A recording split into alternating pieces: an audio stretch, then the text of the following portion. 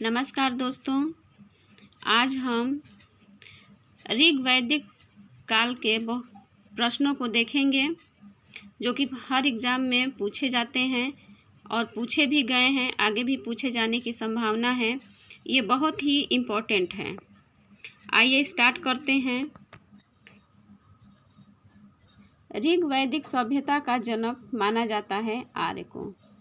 ऋग वैदिक सभ्यता का जनक आर्यों को माना जाता है। आर्यों द्वारा रचित ऋचाओं का प्रथम संकलन ऋग्वेद में है। आर्यों द्वारा रचित ऋचाओं का प्रथम संकलन जिस किताब में किया गया है उसका नाम ऋग्वेद है। आर्य शब्द का अभिप्राय भाषा के अतिरिक्त कुछ नहीं, यह मैक्स मूलर ने कहा था।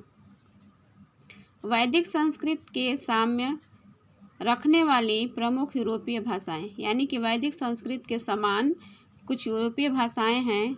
यूनानी, लैटिन, इटालियन, फ्रेंच, जर्मन और स्पेनिश आदि। वैदिक संस्कृत से समानता रखने वाली प्रमुख एशियाई भाषाएं।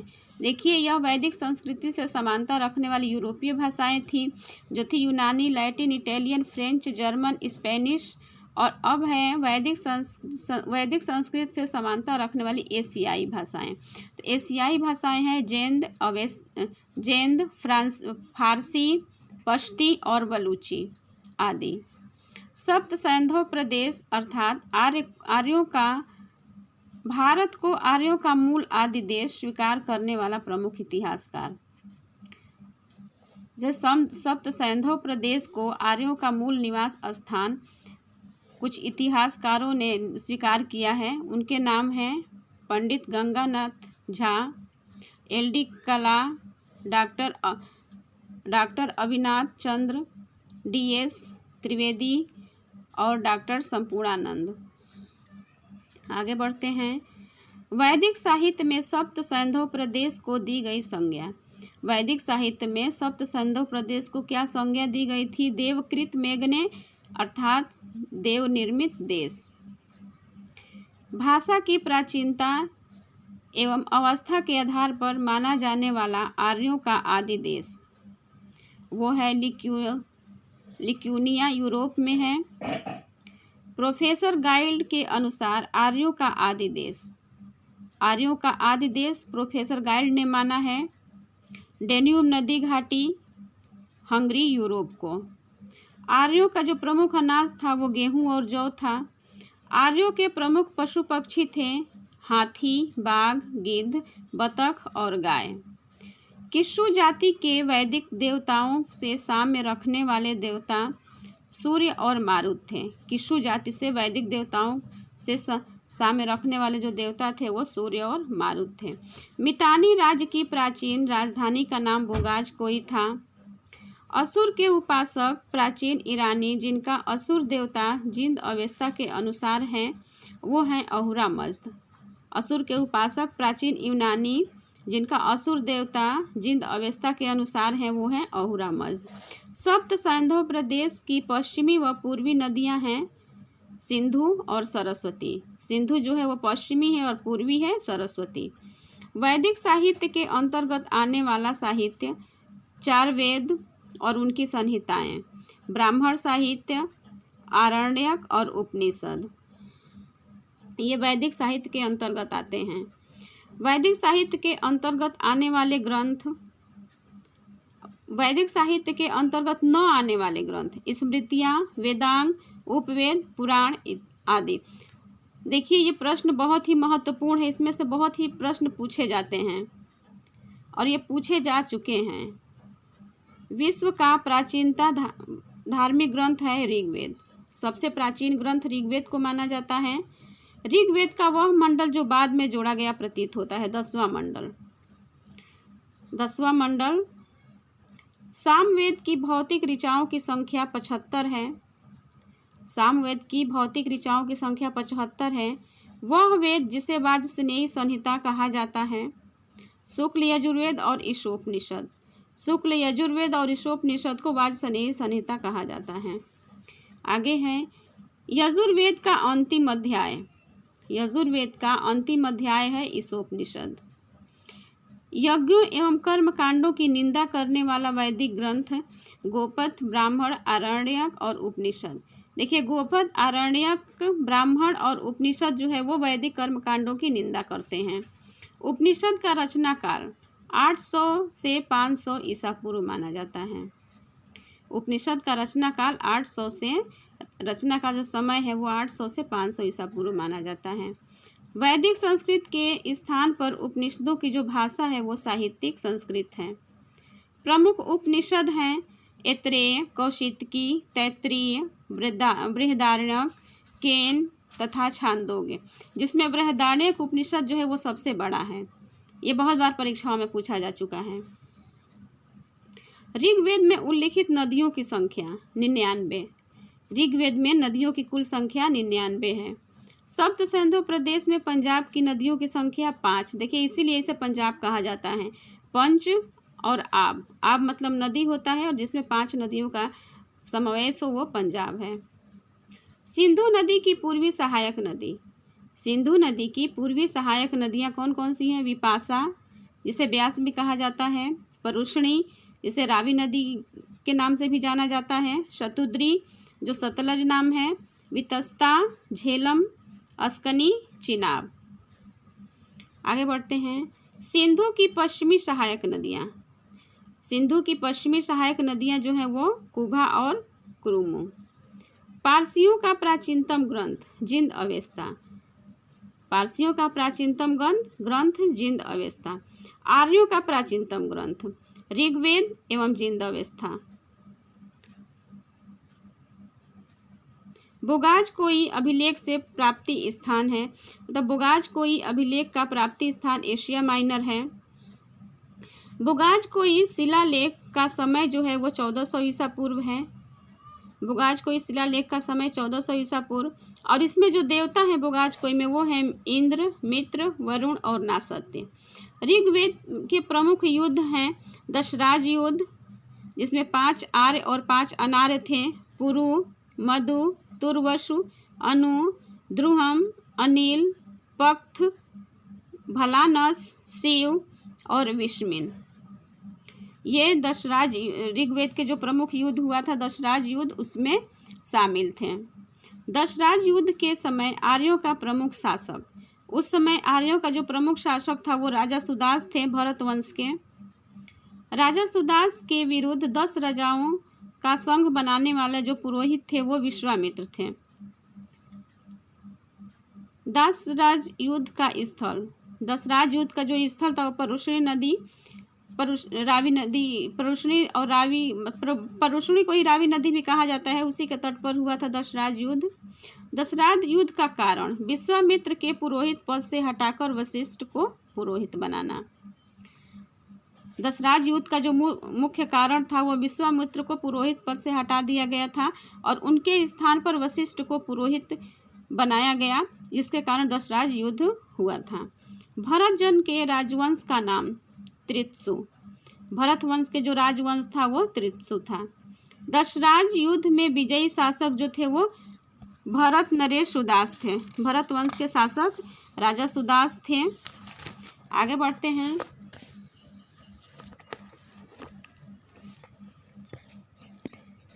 भारतीय आर्य विभिन्न कबीलों में विभक्त थे, जिन्हें कहा जाता था पंचजन। भारतीय आर्य जो थे वो, उनके जो कबीले थे उनको पंचजन कहा जाता था। प्रमुख पंचजन कबीलों का जो नाम था वो है अनु, द्रुहम, यदु, तुर्वस और पुरु। जो पंचजन में शामिल थे वो अनु, द्रुहम, यदु, तुर्वस और पुरु। इसको द्रुहु भी बोला जाता है।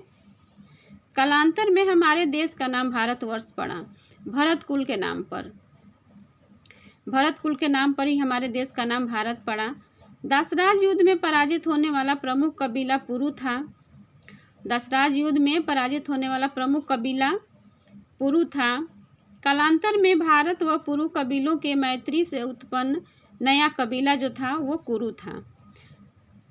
देखिए, भारत और पुरु दोनों के मैत्री संबंध से जब दोनों राज्य एक हो गए तो उसका नाम कुरु पड़ा। कुरु शासकों ने संयुक्त शासन स्थापित किया पंचालों के साथ। प्रमुख अनार्य जातियाँ जो थी वो हैं आज, यक्षु, कीकट, पिशाच एवं शिशु। ये अनार्य जातियाँ थीं।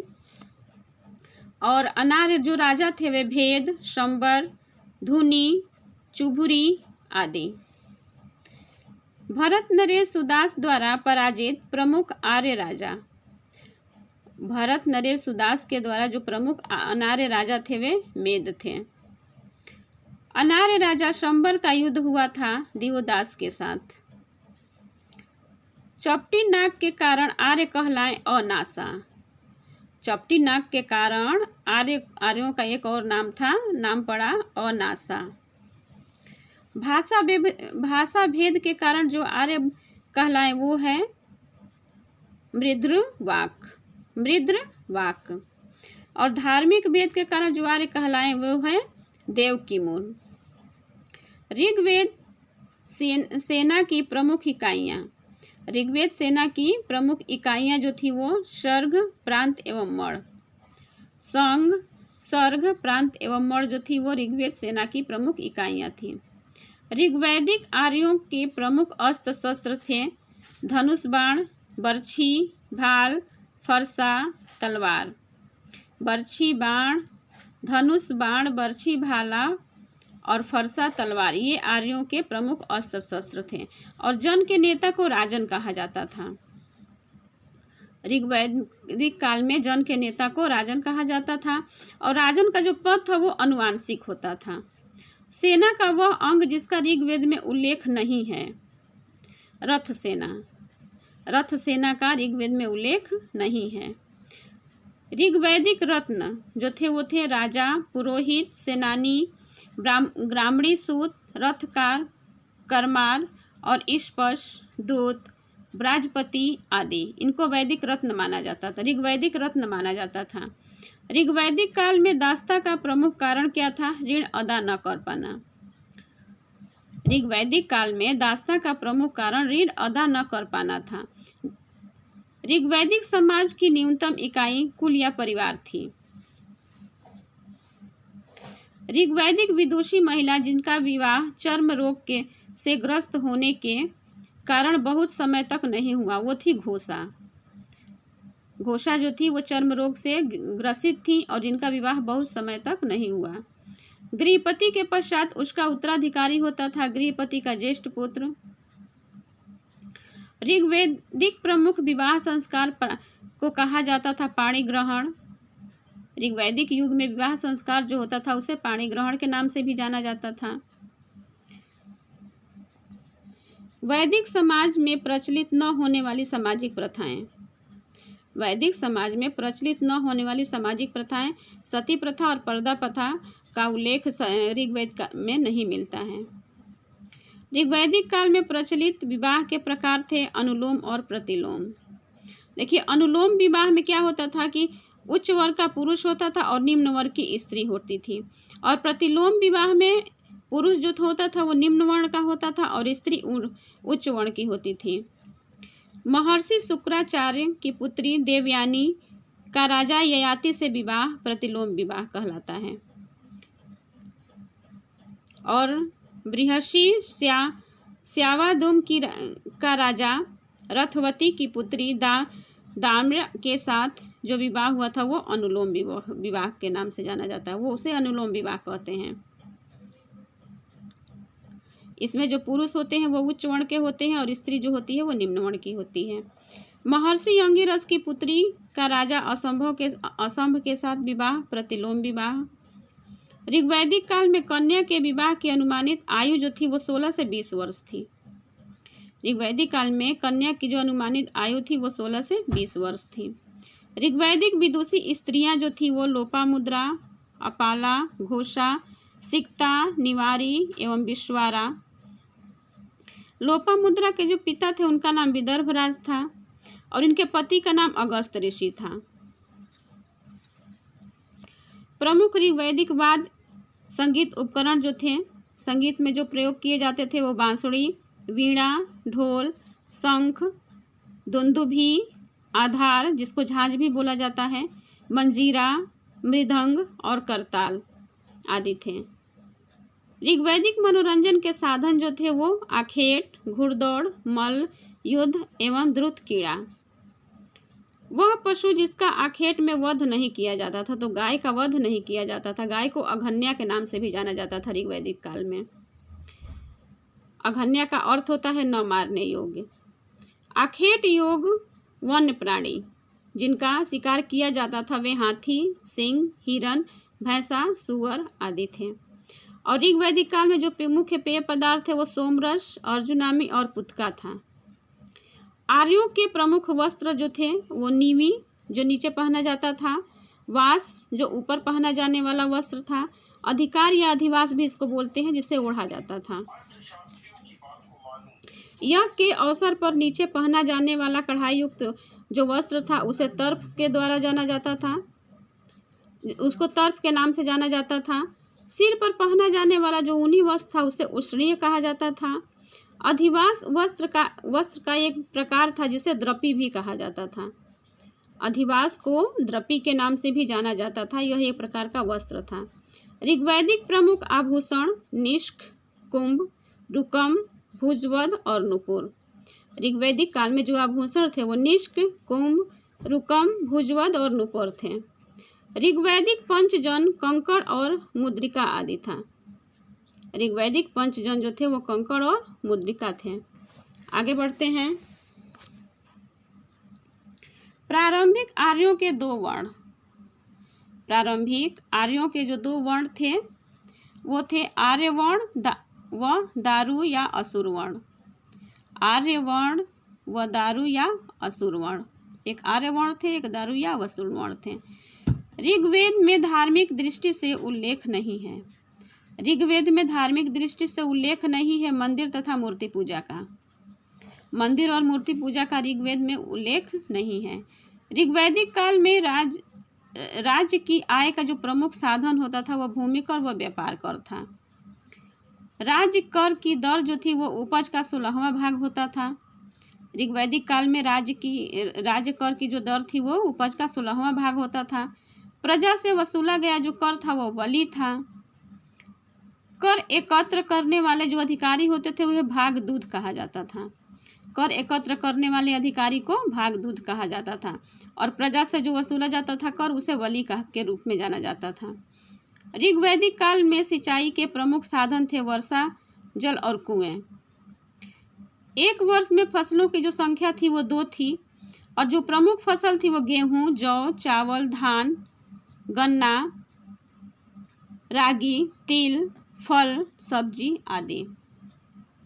क्रय विक्रय व दान दक्षिणा का माध्यम गाय थी। गाय के अतिरिक्त अन्य पशु जिसका दान किया जाता था वो घोड़ा था। प्रमुख रूप से गाय थी लेकिन उसके बाद जिसका दान किया जाता था वो घोड़ा भी था। अन्य प्रमुख ऋग्वैदिक कालीन जो पशु थे वो भैंस, बकरी, भेड़, हाथी, ऊंट, सुअर, गधा, हिरन आदि थे। ऋग्वेद में भुज्यु की किस माता का वर्णन है? ऋग्वेद में भुज्यु की किस माता का वर्णन है? तो समुद्र माता का वर्णन है। ऋग्वैदिक क्रय विक्रय की पद्धति वस्तु विनिमय थी। वस्तु विनिमय के माध्यम से वस्तुओं का क्रय विक्रय किया जाता था। ऋग्वैदिक प्रमुख मुद्रा जो थी डॉक्टर भंडारकर के अनुसार जिस पर चित्र और अंक दोनों ही होते थे उसे निष्क के नाम से जाना जाता था। चित्र विहीन व अंक विहीन जो मुद्रा थी वो हिरण्य पिंड थी। जो निष्क था उस पर चित्र और अंक दोनों विद्यमान थे और हिरण्य पिंड पर अंक और चित्र नहीं थे। राजद्रोह व ब्राह्मण की हत्या का दंड मृत्यु दंड था। राजद्रोह करने पर और ब्राह्मण की हत्या करने पर उसका जो सजा मिलता था वो मृत्यु दंड मिलता था। ऋग्वेद में कृषि क्रिया के लिए प्रयुक्त जो शब्द था वो उदर, धान्य और विपंती था। ऋग्वैदिक काल में राज्याभिषेक के समय होने वाला धार्मिक अनुष्ठान राजसूय यज्ञ था। आगे बढ़ते हैं। राज्याभिषेक के समय आवश्यक जो तत्व होते थे वो होते थे रत्नी, श्वेत अश्व, हाथी, श्वेत बैल, श्वेत छात्र। रत्नी, श्वेत अश्व, हाथी, श्वेत बैल और श्वेत छत्र। राज्याभिषेक के समय 1 वर्ष तक चलने वाला एक अन्य याज्ञिक अनुष्ठान था जो 1 वर्ष तक चलता था, वाजपेयी यज्ञ। ऋग्वैदिक रत्नियों की संख्या 12 थी। ऋग्वैदिक रत्नियों की संख्या 12 थी और ऋग्वेद में सबसे अंत में जोड़े गए जो मंडल थे वो पहला और 10वां मंडल था। ऋग्वेद में गवेषणा, गोषु, गम आदि शब्द मुख्य रूप से प्रयुक्त हुए युद्ध के लिए। ऋग्वेद में गवेषणा, गोषु, गम आदि जो मुख्य रूप से प्रयुक्त हुए वो युद्ध के लिए प्रयुक्त हुए हैं। ऋग्वैदिक प्रमुख देवता इंद्र, अग्नि और वरुण थे। ऋग्वेद के जो देवता थे अग्नि, इंद्र और वरुण थे। गायत्री मंत्र का उल्लेख ऋग्वेद में मिलता है। सोम रस निकालने हेतु मंत्र की स्तुति करते ब्राह्मणों का उल्लेख मंडक सूक्त में मिलता है। ऋग्वैदिक प्रमुख मृदभांड। ऋग्वैदिक प्रमुख जो मृदभांड थे वो थे गेरुए, चित्रित, धूसर मृदभांड। ऋग्वैदिक सामाजिक वर्गीकरण का आधार कर्म और रंग था। ऋग्वैदिक सामाजिक वर्गीकरण का जो आधार था वो कर्म और रंग था। हरियाणा का वह प्रमुख स्थल जहाँ से ऋग्वैदिक कालीन मृदभांड प्राप्त हुए हैं वो भगवानपुरा था। प्रमुख ऋग्वैदिक सामाजिक प्रथाएं जो थी वो पुनर्विवाह, विधवा विवाह, नियोग प्रथा आदि था। प्रमुख सामाजिक प्रथाएं जिनका ऋग्वेद समाज में प्रचलन नहीं था वो विवाह, सती प्रथा व पर्दा प्रथा। विवाह का मुख्य उद्देश्य था पुत्र प्राप्ति। ऋग्वेद से साम्य रखने वाला जो प्रमुख ईरानी ग्रंथ था वो जिंद अवेस्ता था। ऋग्वेद मंत्रों का संकलन होने के कारण ऋग्वेद कहलाता है। उल्लेखनीय है संहिता में ऋग्वेद मंत्रों का संकलन होने के कारण ऋग्वेद कहलाता है, वो उल्लेख है संहिता के रूप में। ऋग्वेद 8 भागों में विभाजित होने के कारण अष्टक भी कहलाता है। ऋग्वेद में अध्यायों की संख्या 64 है। ऋग्वेद के कुल अध्यायों की संख्या 64 है। ऋग्वेद की हस्तलिखित प्रतियों से जुड़े परिशिष्ट जो थे वो खील थे। ऋग्वेद में हस्तलिखित प्रतियों से जो जुड़े विशिष्ट परिशिष्ट थे वो खील थे। ऋग्वेद की 8वें मंडल के अंत में जुड़ा परिशिष्ट जो था वो वात खिल्य सूक्त था। ऋग्वेद के 8वें मंडल के अंत में जो जुड़ा परिशिष्ट है वो वात खिल्य सूक्त है। ऋग्वैदिक सप्त सैंधव प्रदेश की नदियां जो हैं वो सिंधु, सरस्वती, शतुद्री, विपाशा, परुष्णी, अश्किनी और वितस्ता। सिंधु, सरस्वती, शतुद्री, विपाशा, परुष्णी और अश्किनी और वितस्ता ये सप्त सैंधव प्रदेश की नदियां थीं। ऋग्वैदिक कालीन नदियां जो अफगानिस्तान में स्थित हैं। ऋग्वैदिक काल की नदियां जो अफगानिस्तान में हैं वो हैं कुभा, जिसे काबुल में है, सुवास्तु स्थल, कुरुमु जिसे कुर्रम भी कहा जाता है, गोमती जिसका एक नाम गोमल भी है। आगे बढ़ते हैं। ऋग्वेद में उल्लिखित ब्रह्मावर्त कहलाता है। तो ब्रह्मावर्त जो है वो सरस्वती एवं दृष्टि नदियों के बीच के स्थल को कहा जाता था। सरस्वती और दृष्टि नदियों के बीच के स्थल को ब्रह्मावर्त के नाम से जाना जाता था। त्रयी में सम्मिलित न होने वाला वेद, तो त्रयी में सम्मिलित नहीं है अथर्ववेद, बाकी ऋग्वेद, सामवेद और यजुर्वेद जो है वो वेद त्रयी में शामिल हैं। ऋग्वैदिक मंत्रों के प्रमुख पुरुष व स्त्री रचयिता। ऋग्वैदिक मंत्रों के प्रमुख पुरुष व स्त्री रचयिता मृत्समद, भार्गव, विश्वामित्र, वामदेव, भारद्वाज, अत्रि, वशिष्ठ, लोपामुद्रा, घोषा आदि। धन्यवाद।